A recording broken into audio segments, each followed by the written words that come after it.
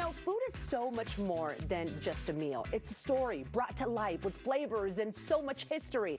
Well, I think our next guest would agree with me. Welcome Miranda Garcia and Gemma Aguayo Murphy. They're here in the Coco Kitchen this morning. How are you guys? Wonderful. Thank you so much. Absolutely. Well, Miranda, before we dive into what Gemma is making today, there's a really cool program happening with Chef Richard Sandoval, who we've also had on the show before. But tell us more about this. Absolutely. Thank you. Very excited to be here on behalf of Chef Sandoval. We are celebrating Hispanic Heritage Month with our second annual Old Ways, New Hands mentorship program. And it's really designed to uplift the Hispanic community while preserving our culture through cuisine.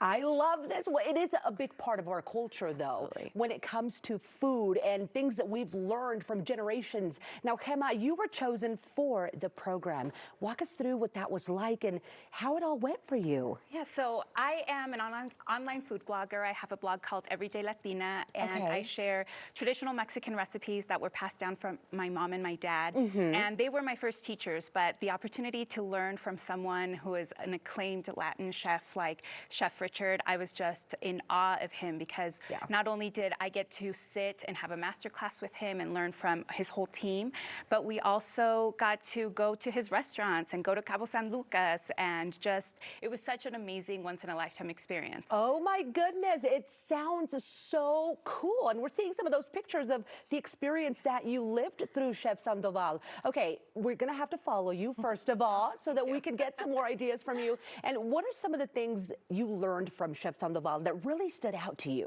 I think the thing that really stands out to me is the way that he works with other people and the way he just nurtures them. He treats everybody like they are an artist, and he knows how to bring the most excellent work out of everyone. And I want to aspire to be like that. Oh, I bet. Well, what have you brought today as an example of what you've learned, and what are you going to be doing for us? So we actually had a recipe challenge while we were out there, and we got to present a recipe from our background. And I made chile colorado with pork and nopalitos, which is a recipe I grew up eating. My mom used to make it all the time, so this was a special way to pay tribute to her. Oh, and I love it. So what you see here is what is being served right now at Tamayo and Toro for Hispanic Heritage Month. Okay. And they are actual tacos that have the chile colorado on top. They are garnished with the nopalitos.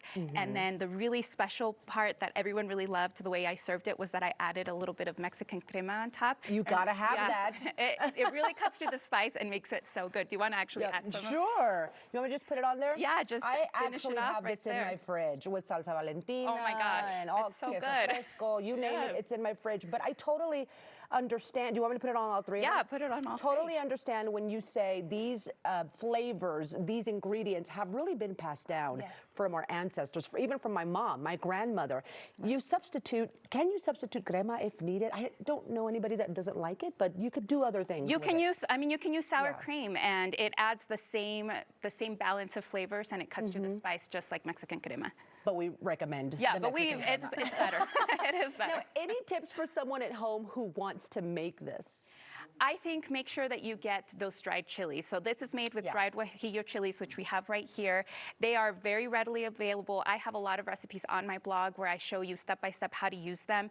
They're not intimidating. You can buy them at Walmart, at King Soopers, all sorts of places, and they really add that authentic flavor. It really does. And again, chile colorado goes with so many things. It's kind of part of the Hispanic traditions and in how we cook. My mom uses it all the time. Okay, Miranda, I want to bring you into the conversation. Tell us more about what's going on at Tamayo for Hispanic Heritage Month, that right there in Larimer Square. We were just there over the weekend. Oh, thank you. Absolutely. We are featuring this incredible dish from Chef Gemma through the rest of September. We also have Chef Melly. This will be available, her short rib arepas.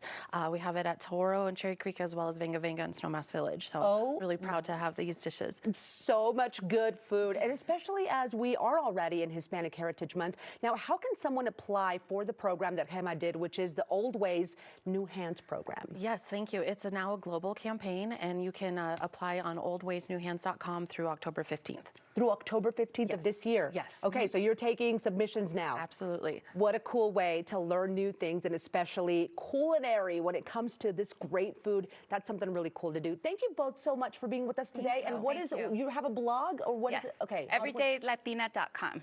everydaylatina.com. And of course, you could go see everybody, the great team over at Tamayo as well. And this looks wonderful. Congratulations to you. Thank you so Thank you much. so much. You. Absolutely. Okay, for more information or to apply for the Old Ways New Hands program, all you have to do is head to oldwaysnewhands.com. That website is up right now, and you can also try some of Chef Sandoval's dishes by heading over to Tamayo.